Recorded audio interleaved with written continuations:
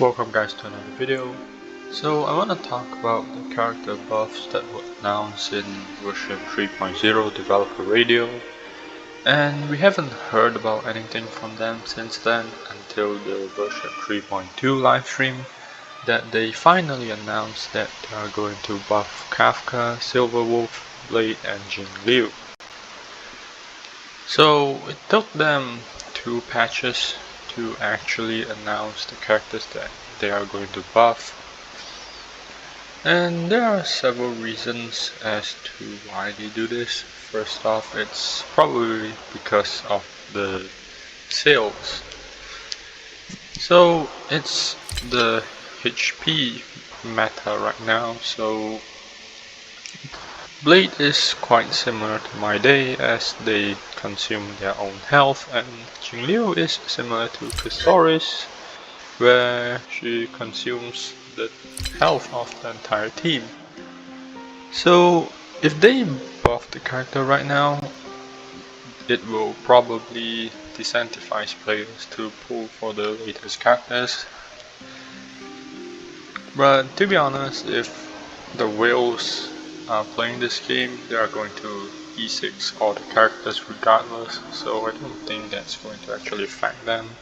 The other reason being that they are actually planning the buffs.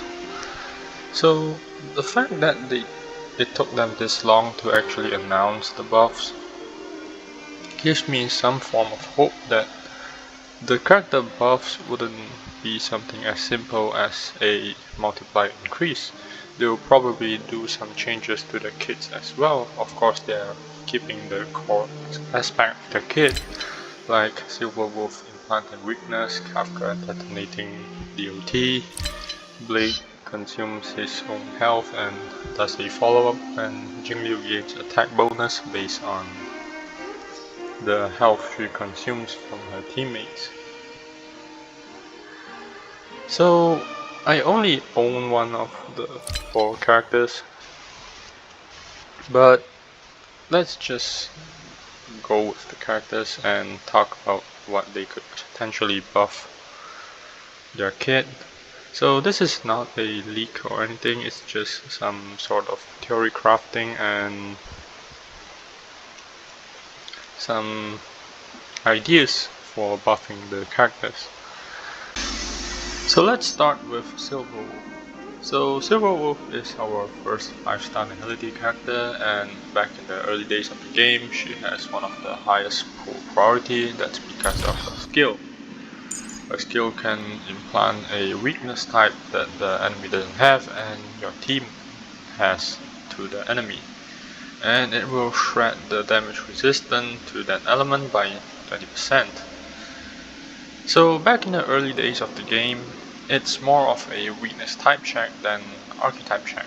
So it's recommended to have a character from every single element so that you can take on all the enemies on the Memory of Chaos without losing damage. So the release of Silverwolf changes the whole thing, where you can basically brute force all the content because you can shred the enemy's damage resistance to the weakness type. That means even if the enemy is not weak to quantum, and you can just implant the quantum weakness on the enemy and shred the quantum resistance so that you wouldn't lose out on the damage. But the main problem of Silverwolf is that she can only implant one element on the enemy and it's totally random. So that means if your team has more than one element, which is not mono quantum, then you have a chance of implanting a different element on the enemy, and you have to reapply it, and the whole process of the RNG is really painful, so her value eventually diminishes after that, because first off she's single target and she can only implant one weakness, and the whole RNG thing makes it difficult to play. And even if you get the first weakness right, but it doesn't guarantee that the following weakness you implant is going to be the same as the previous one. So that's the whole problem of a kid. And the other one being single target. But I don't think being single target actually hurts this character that much because she has one of the highest defense threat in the game. So what they can do to Silverwolf is that make her just implant every single weakness onto the enemy with a single skill. So you don't have to actually make a whole row of weakness bar on top of the enemy's head. You can just make something like a GIF thing on the weakness where it just changes the weakness color every second, and it's a nice effect, to be honest.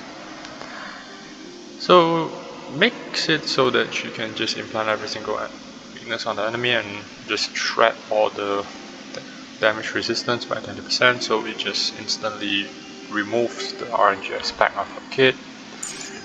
And the weakness duration extension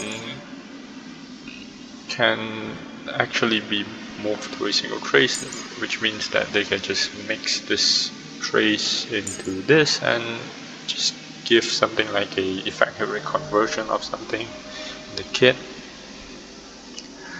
So I don't have this character, but I think this is what they can make changes to this character to make her viable again. As for the Eidolons, I don't really understand this character that much either, but they should just change her skill to make her have less RNG. So yeah, that's all for Silverwolf, and let's move on to Jingliu first. So the whole kit of Jingliu revolves around draining the team's HP in exchange for attack buffs, and the problem with Jingliu is because of her high self buffs and low multiplier. And the downtime on her enhanced skill also hurts her damage output.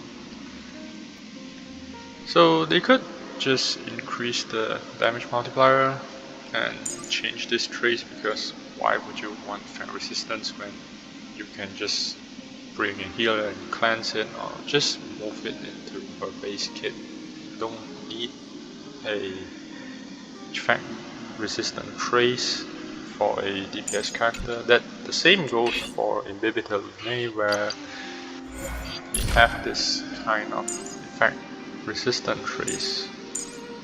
They could just make this into imaginary resistant penetration, to be honest. But we are getting sidetracked here, so let's continue with Jingliu. So her damage problems could be solved by just increase the multipliers and remove the damage cap of 90% of her base attack. So that is for level 1, but I'm not sure how much is the value at max level, but they should just remove the cap so that the higher the health your team has, the higher attack bonus you can get. And as for this trace where it advances your action by 10%, you could just make it to 50% to reduce the uptime problem. And they could just change this trace as well, just move it into her ultimate multiplier scaling and just give something else in this trace. As for the buff uptime problem, I think that could be elevated if they make the state last longer, so you don't have to go in and out of the state. And next up is Kafka. So the core kit of Kafka is to detonate the dots on the enemy. And after checking the kit, I realized that her skill doesn't actually put the lightning DOT on the enemy. The only sources of lightning DOT from Kafka is from her talent, which is the follow-up attack that she launches when your ally uses basic attack on an enemy and her out. And the dot duration is also quite short, which is only 2 turns, just make it to 3 turns so it lasts longer. They should add a damage over time to her skill so that it will just refresh the duration of the other damage over time that she implants. As for this trace, this can be moved into a base kit too. And the trace where she can detonate all types of damage over time also moves into the base kit. You don't really actually want a kind of trace. This just kind of wasted up a trace slot. So I think that one of the changes they can make to her kit is that the damage detonation should be 100% and 200 on her ult. They can make it blast as well, where you detonate the full damage on the primary enemy and you detonate half of the dot on the enemy on the sides. And they could also make a trace where for every effect hit rate, for how many percent effect hit rate she has, she will detonate extra damage on the enemy. So this fulfills her role as a dot detonator and not just a normal dot TPS. They could also make a trace that gives like a team-wide 20% effect hit rate to the team, like how May gives 50% break effect to the team. And the whole basic attack restriction is kind of weird as well. They should just make it when the teammate attacks an enemy. So I see the reason for this basic attack thing is because back then even Bronya has a similar thing in her Eidolons, where in her 4th Eidolon it's limited to basic attack as well, and the enemy has to have weakness. So they should change this basic attack thing and just trigger it whenever ally attacks the enemy. If there's no primary target, it will just target a random enemy, like how Phase Shell's follow-up attack does.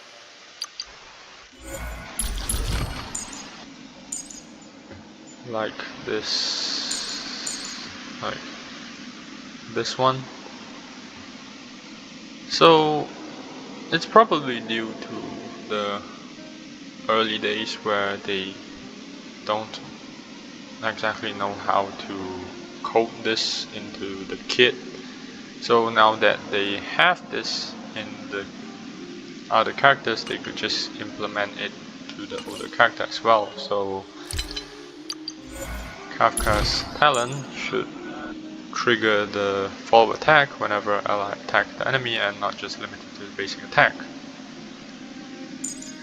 So just make her skill able to put lightning dot on the enemy and increase the dot detonation, give her effect hit rate scaling and increase the dot detonated, and give her a team-wide effect hit rate increase, and give her a blast attack, a blast DOT detonation.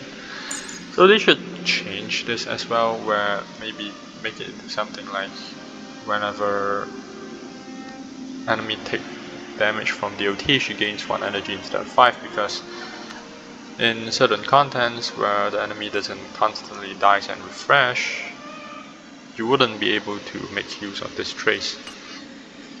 As for other Eidolons, I'm not sure what to do as well. They should just make it match with the current power of the new character Eidolons. And lastly, for Blade, I could talk about Blade for hours because he's my favorite character in the game. So I have him E6, and this is a free-to-play account, but yeah, that's not the point.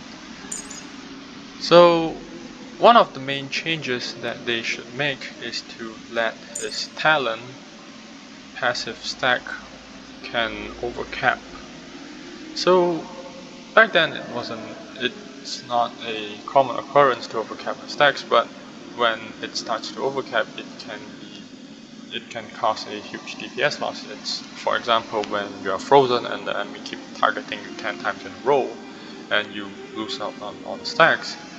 And there are also situations when you pair Jade with Blade in the same team, and when you are one stack away from triggering the follow-up, when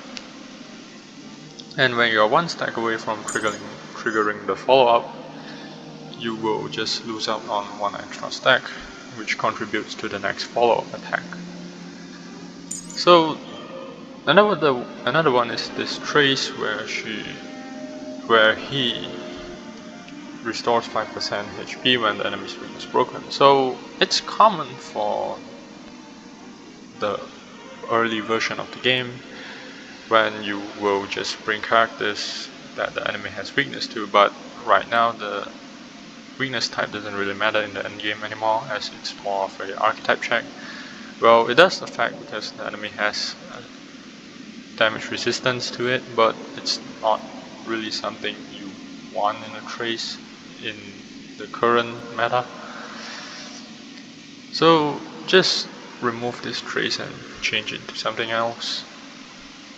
And this should just move into her base kit as well. Just move the extra 20% attack scaling into his base kit. So the ultimate is a weird thing as well, where first off you need energy to cast his ult, and secondly you need to skill on his lost HP. So there's a way that you can just change the way he gains his ult, where you give him a special energy mechanic where it scales entirely on his lost health, and when you have enough health you can just cast the ult or just make it have multiple stacks, like similar to Argenti's ult, where you can cast the ult prematurely where you lose half of the health, and when you have lose enough health you can cast a stronger version of the ult. So there should have been some